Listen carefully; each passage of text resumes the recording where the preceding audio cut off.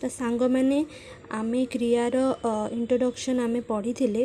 तो यू आम ओडिया भाषार हस पढ़ गण सह शुण लेख इत्यादि बहुत धातु रही।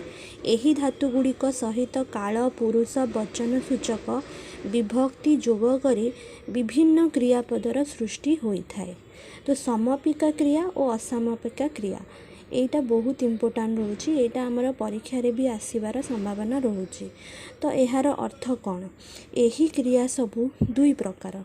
तो यथा समापिका क्रिया असमापिका क्रिया। तो समापिका क्रिया कौन? समापिका क्रिया जो क्रियार व्यवहार कार्यर संपूर्ण परिसमाप्ति प्रकाशित होता है ताकू समापिका क्रिया कहती। और असमापिका क्रिया कौन? जार कार्य असंपूर्ण परिसमाप्ति प्रकाशित होता है ताकू असमापिका क्रिया कहती। तो आमर यथा हत धातु कालसूचक